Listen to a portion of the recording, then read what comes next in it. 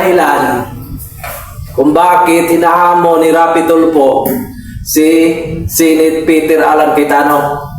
Panoorin at malalaman ninyo ang katotohanan. Yun, napag-aralan ko na eh. Opo. Hindi kami nag-boycott. Oho. Bakit wala kami? O bakit nga po? Wala, 3 araw po eh. Anong ginawa namin? Ginagamit lang namin ang nakasaad sa saligang batas as a legislative strategy.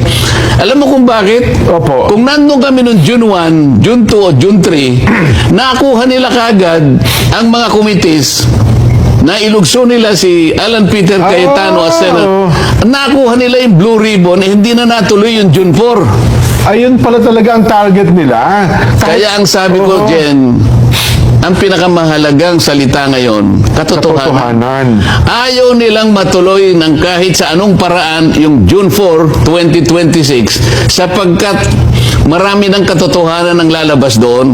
Hindi pa yung ganap, ngunit malaking bagay sa tinatawag nating katotohanan, ang unti-unti nang lilitaw. So kung ang mangyari pala, Sen, hindi mo nila makuha ang Senate President, magdideklara sila ng all committee chairmans vacant, makukuha nila ang Blue Ribbon Committee. Isa lang ang dumating sa amin doon, makukuha na nila eh.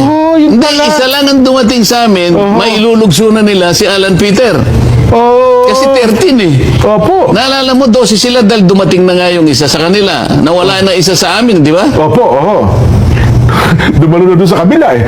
Doon sa 13, doon sa June 3 na dumating Doon sa June 3, opo, Doon sa sa June dati, naninimbang pa siya eh. June 1, June 2, ganun ba? pero Ganun ba? dahil alam na namin yun, kahit hindi dumating si Senator Cheese, kahit ako lang ang dumating doon, dahil 12 sila, magiging 13, di ba? Oo nga po. Oh. Dahil ang kailangan natin, nalalahanin mo, dinidiscuss natin, the magic word is 13. 13 na po. Oh. So, isa man lang sa amin ang dumating doon. Isa ba sa grupo ninyo? O si Sino Senador Bongo, si Senador Robin, lahat ng kasama ko, isa man lang ang dumating doon. Tapos kami. Ang pinaka-importante ron, yung Blue Ribbon Committee, makukuha nila, kagaya ng ginawa nila ngayon, na nagkunwa silang nakuha na nila kahit 12 lang sila. Kasi At bigla na siyang naglagay na siya na raw ang BRC chairman ngayon at siya raw ay gagawa na ng pagdinig sa Lunes. Ewan ko anong klaseng pagdinig ang gagawin ng isang illegal na chairman at illegal na pag-take over ng komite.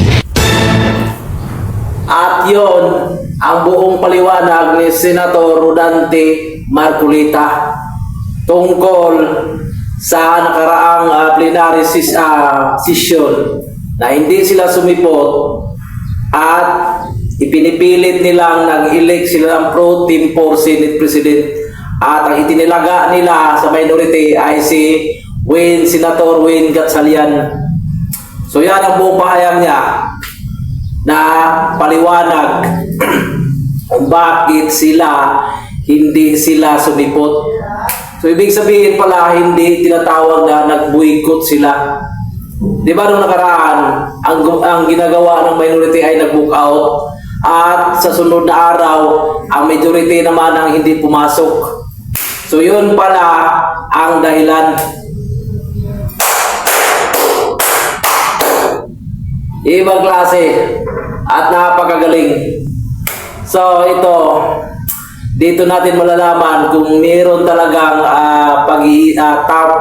tamang pag-iisip na karapat-dapat talagang italaga sa Senado ay mga merong legal base o legal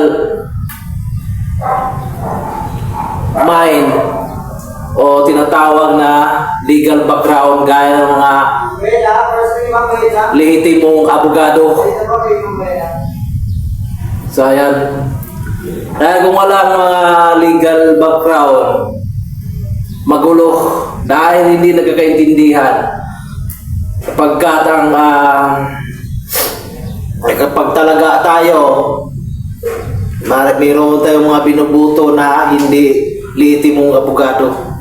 Kailangan talaga mga abogado dahil alam nila kung ano ang mga proseso o mga tawag nito yung mga merong mga nalalaman sa konstitusyon sa batas ng Pilipinas. So, ganyan. So,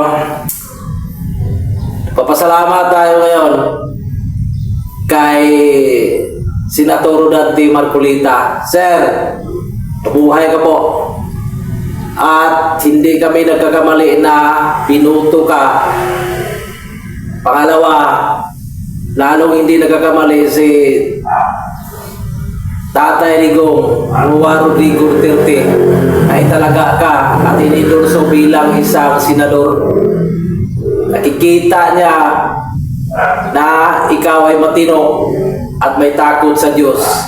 At ang totoo mong pinaglalaban ay ang mga mahihirap na mga ordinaryong Pilipino na dapat ay nagiging balanse at pantay-pantay ang pananaw sa ating gobyerno.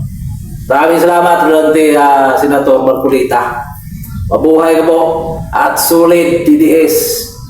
Sa 2028, tuloy ang laban. Vote Sara for President. Isyo ngayon.